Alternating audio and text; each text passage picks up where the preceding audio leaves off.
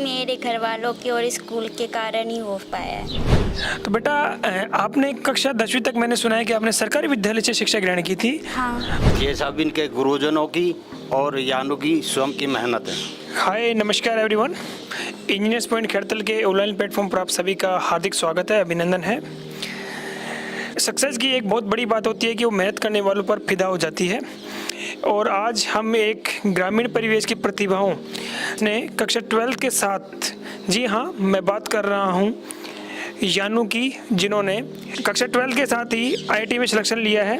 इनकी category rank है EWS 1357 और तहसील मुंडावर की है। और मेरे साथ आज हम इनके घर पर ही आए हैं पॉइंट खैरतल की टीम के साथ। तो मेरे साथ दादाजी हैं, इनके पिताजी हैं, यानू शोम है, आज़ाद सर हैं। इनसे बात करते हैं और समझते हैं कि वो कहते हैं ना कि ग्रामीण परिवेश में कभी भी आपके अगर मेहनत करने वाले आप विद्यार्थी होते हैं और आपको सही मार्गदर्शन अगर मिल जाए तो आपकी सक्सेस को कोई नहीं रोक सकता। तो सबसे पहले बेटा यानू, आपको बहुत बहुत शुभकामनाएं। और आपने इतनी अच्छी अचीवमेंट प्राप्त की है, आप क्या कहना चाहेंगे? ये सब मेरे घर वालों की और स्कूल के कारण ही हो पाया है। तो बेटा आपने कक्षा 10वीं तक मैंने सुना है कि आपने सरकारी विद्यालय से शिक्षा ग्रहण की थी। हाँ। आप जरा हमें ये भी बताइए कि कक्षा 12वीं के साथ, क्योंकि सिलेक्शन तो बहुत सारे लोग लेते हैं लेकिन कक्षा 12वीं के साथ जो सिलेक्शन लेना है वो बहुत बड़ी बात होती है। तो कक्षा 12वीं के साथ ही आपने इसको कैसे पॉसिबल किया? टीचर हमें बताते रहते थे, उसको फॉलो करके, और घर वालों का सपोर्ट था। तो स्कूल्स के जो टीचर्स हैं आपके खैरतल में, इंजीनियर्स पॉइंट खैरतल में, वो कैसे हैं, उनकी क्वालिटीज़ कैसी है, वो कैसा आपको पढ़ाते हैं? ज़रा उसके बारे में भी थोड़ा विस्तार से हमें बताइए कि आपको किस प्रकार से आपने कक्षा 11वीं में फाउंडेशन लिया, फाउंडेशन लेने के बाद आपने 11वीं में क्या सीखा और 12वीं में कैसा आपका एक्सपीरियंस रहा? EP की फैकल्टी अच्छी थी, जो डाउट था वो तुरंत सॉल्व कर देते थे। बहुत अच्छी बात है। हमारे साथ में यानू के पिताजी भी साथ में हैं। मैं माइक पास करना चाहूँगा। सर, बेटी ग्रामीण परिवेश में रह करके भी कक्षा 12वीं के साथ में सक्सेस इसने प्राप्त की है, कैसा महसूस कर रहे हैं आप और क्या कहना चाहेंगे? ये सब इनके गुरुजनों की और यानों की स्वयं की मेहनत है। तो सर आपको कब पता लगा कि मुझे मेरी बेटी को इंजीनियर्स पॉइंट खैरतल में ही एडमिशन करवा देना चाहिए?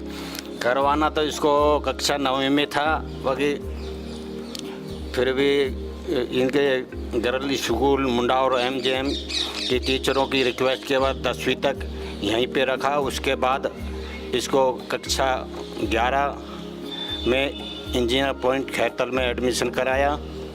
ये और इसके ताऊ जी की लड़की वहीं पे ही पढ़ी है, जिसके कारण इसको भी वहीं पे ही कराना उचित समझा। सर, बहुत अच्छी बात है कि आपकी बेटी ने कक्षा 12वीं के साथ ही सक्सेस जी प्राप्त की है, क्योंकि ग्रामीण परिवेश में अक्सर ऐसा देखते हैं कि कहते हैं कि नहीं, जो ये IIT डॉक्टर और इंजीनियर बनने के लिए बाहर ही जाना पड़ता है।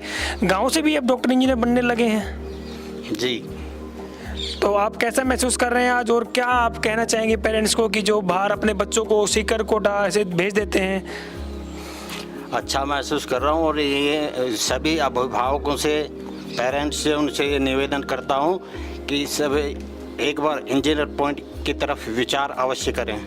बिल्कुल सर। हमारे साथ संस्था के निदेशक आजाद चौधरी सर भी हैं।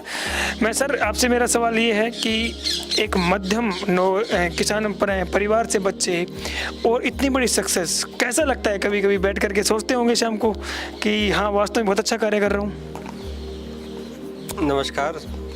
सबसे पहले तो मैं यहाँ आके मुंडावर में मेरे गुरुजी हैं, यानू के दादाजी हैं, और इन्होंने बच्ची का एडमिशन जो खैरतल कराया, तो मुझे तो बहुत पहले तो ये लगा कि गुरुजी आज कैसे रास्ता भूल गए, कैसे आए। मैं पूछा, बोलो मैं तो स्कूल में एडमिशन कराने आया हूँ बच्ची का।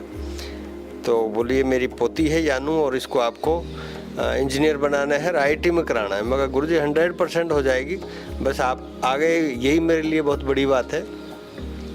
मैं तमाम उन गार्जियनों को ये कहना चाहूँगा कि एक फेथ होता है, एक पूरे परिवार ने जो हम पे एक विश्वास जमाया। अभी जैसे भाई साहब बोल रहे थे कि इनके गुड़िया की ताऊ जी के बच्चे दोनों यहीं पढ़े हैं और अभी वो शायद किसी गवर्नमेंट जॉब में भी लग गए बहुत जल्दी। तो एक विश्वास है कि ये ईपी में हम बच्चों को ले जाएंगे तो उनका कहीं न कहीं कुछ अच्छा होगा, और उसी अच्छाई के लिए ही ये लोग आए और आज आईआईटी सक्सेस कर गए। तो वो भी 12वीं के साथ सक्सेस करना, 12वीं में सिलेक्शन देना, ये एक बड़ा पॉइंट है। लेकिन बच्ची की मेहनत, विशेष मेहनत, और ये इतनी होनहार बच्ची है, क्योंकि मैं कई सालों से संस्था चला रहा हूँ। ऐसे बच्चे बहुत कम आते हैं जो इतनी मेहनत, मतलब देर तक पढ़ना, और उसके बाद बस का भी जो आ रही है वापसी छुट्टी के, वो उसको भी छोड़ देते, लेकिन बोलो नहीं मुझे पढ़ना है, तो और देर तक पढ़ना, ये बहुत कम बच्चों में मिलता है। नहीं तो कई तो करते हैं चलो बस जा रही है हम तो चले जाएंगे। ये मुंडावर, खैरतल से मुंडावर तक बच्ची पैदल आती थी, वहाँ से फिर बस स्टैंड पे छोड़ते थे, बस स्टैंड से रोडवेज में आती थी, मुंडावर उतरती थी और फिर आती थी। ऐसे महीने में कम से कम 10 या 15 बार कर दी, यानी इसने अपनी तरफ से 100% दिया है, और यही वजह है इस बच्ची का सिलेक्शन होना। हम और हमारी टीम तो कोशिश करते हैं, परिवार का पूरा सपोर्ट है। मैं तो विशेषकर इनके मम्मी पापा और दादा दादी ने जो इनके लिए किया है, गुड़िया के लिए, वो काबिल तारीफ़ है, और बच्ची ने खुद ने बहुत अच्छी मेहनत की है। मैं इसके लिए विशेष धन्यवाद बच्ची को देना चाहूँगा। बहुत अच्छी बात है सर, क्योंकि जब अपन देखते हैं कि ग्रामीण परिवेश की जो प्रतिभाएं होती हैं, हुनर तो बहुत में होता है, लेकिन बहुत सारे पेरेंट्स ऐसे होते हैं जिनके पास इतना बजट नहीं हो पाता है कि उनको बाहर कहीं छोड़ पाएँ या फिर बाहर पढ़ा पाएँ, क्योंकि बाहर पढ़ाना भी एक बहुत बड़ा चैलेंजिंग टास्क होता है। पैसा ही नहीं लगता सर, समय भी लगता है, वहाँ कैसे रहना है, बच्चों के साथ टाइम टू टाइम मॉनिटरिंग करना है।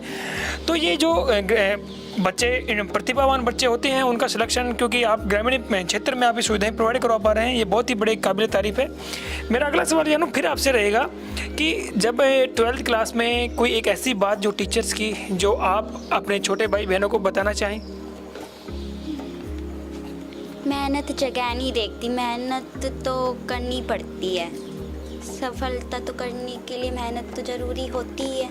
मुझे अच्छी तरीके से याद आ रहा है कि जब आपका मेंस का जब एग्ज़ाम हुआ था तो हम आपका इंटरव्यू कर रहे थे, तो आपने कहा था कि सर शायद हिचक रही थी कि अभी एडवांस तो होने दो, फिर देखते हैं सर। तो मैंने कहा था कि इसको भी सेव करके रखते हैं, और जब एडवांस जब आपका क्लियर हो जाएगा तो दोबारा से इंटरव्यू करेंगे। कुछ याद है आपको? हाँ। तो अभी आपका जो पढ़ाई का शेड्यूल था, किस तरीके से आप पढ़ाई करते थे, कितने घंटे की आप पढ़ाई करते थे, किस तरीके से आपके भाई बहनों को पढ़ना चाहिए, ज़रा थोड़ा सा उनके भी बताइए। जहाँ टाइम सेव हो सकता है वहाँ करना चाहिए। मैं रोडवेज से आती थी तो रोडवेज का जब तक वेट करती थी तब मैं वो पढ़ने लग जाती थी। फिर घर आके तो बच्चा थक ही जाता है, तो सो जाओ, और जब नींद पूरी हो जाए तब पढ़ने लग जाओ। तो आपका कहने का मतलब ये है कि जब आपको नींद आए तब सो जाओ, और जब आपके पास समय रहे तब आप पढ़ो। पढ़ाई का कोई निश्चित समय नहीं होता, लेकिन बस कंडीशन ये है कि आप पढ़ें, आपको समय का यूटिलाइजेशन पूरा करना चाहिए। मेरे साथ मैं फिर से आधा सर आपके पास जाना चाहूँगा कि इतनी दूर से आपने बस फैसिलिटी प्रोवाइड करवा रखी है, उसके बाद डाउट काउंटर्स भी हैं। ग्रामीण क्षेत्रों में डाउट काउंटर्स का बहुत बड़ा योगदान होता है, क्योंकि जिस समय में हम आप लोग पढ़ते थे तो डाउट काउंटर्स कोई के नाम की चीज़ होती नहीं थी। आज के समय में डाउट काउंटर्स का कितना बड़ा रोल है?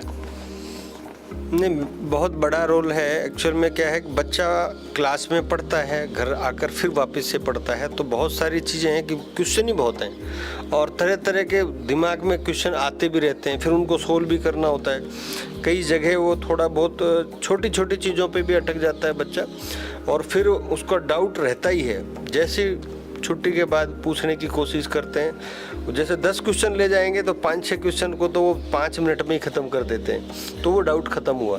5 क्वेश्चन ऐसे होंगे जिसमें 5-10 मिनट में हो जाएंगे। 2-1 क्वेश्चन ऐसे होते हैं जो थोड़ा सा टाइम लेते हैं, और फिर बच्चा डीपली भी पूछता है। टीचर को भी ऐसा लगता है कि हाँ बच्चा इस लेवल के क्वेश्चन पूछ रहा है, अगले दिन उस बच्चे को उसी लेवल के क्वेश्चन एक्स्ट्रा और दे दिए जाते हैं कि बेटा ये और कर लो, ये शायद और बेटर होगा।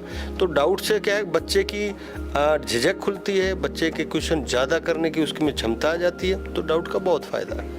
क्योंकि अभी हम आपको यानू का स्टडी रूम दिखाते हैं, जहाँ से यानू पढ़ कर अपनी पढ़ाई स्टडी करती थी।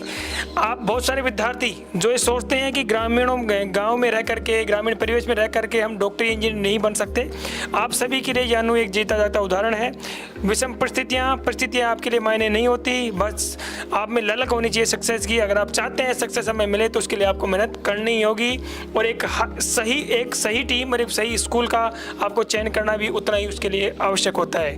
तो चलिए अब हम आपको दिखाते हैं यानू का स्टडी रूम। तो आप ये देख सकते हैं कि ये यानू का ये स्टडी रूम है और यहाँ पर आप देख सकते हैं यानू की जो बुक्स की लाइब्रेरी है वो काफ़ी सारी बुक्स की लाइब्रेरी है। बहुत सारी बुक्स यानू ने यहाँ रख रखी हैं। आप सब सोचते होंगे कि कक्षा 12 में इतने सारी बुक्स का कलेक्शन होना, ये तो बेटा ये सारी आपने बुक्स का जो सेटअप कर रखा है, इधर भी मैं बुक्स देख रहा हूँ, आपके बिस्तर के पास में भी इंजीनियर्स पॉइंट की पूरी लाइन लगी हुई है बुक्स की। हाँ, स्टडी करते तो मटेरियल तो चाहिए ही होता है, उसके लिए बुक्स इम्पोर्टेंट तो है। इंजीनियर्स पॉइंट का जो स्टडी मटेरियल है उसका कितना बड़ा योगदान होता है आपकी सक्सेस में? उसमें पुरानी से लेकर नए क्वेश्चन भी है, प्रीवियस ईयर क्वेश्चन भी है, वो सबको करना जरूरी होता है। तो हाँ, हेल्प करती है। हेल्प करती हैं। तो यही है आपका स्टडी रूम है पूरा, आप यहाँ से पढ़ाई करते थे? हाँ, ये बहुत बड़ी बात है कि ईपीए ऐसे जो ग्रामीण परिवेश की जो प्रतिभाएं होती हैं उनको तराशने का एक बहुत ही शानदार कार्य आजाद सर कर रहे हैं। मैं आजाद सर को भी बहुत बहुत धन्यवाद देना चाहूँगा कि आप देख सकते हैं कि परिस्थितियाँ, मैं आपको फिर से कहना चाहूँगा कि आपकी सक्सेस में बाधा नहीं बन सकती, बस शर्त यह है कि आप उसके लिए एक सही टीम का चयन करें और एक सही मार्गदर्शन में आप आगे बढ़ें।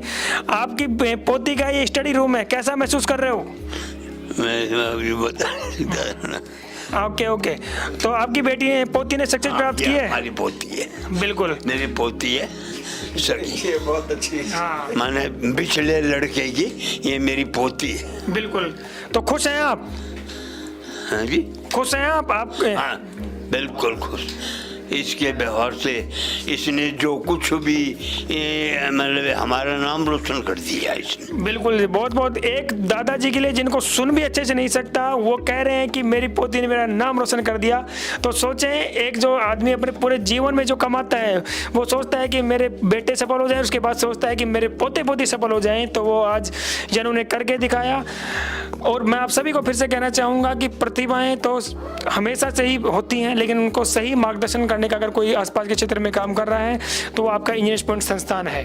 धन्यवाद।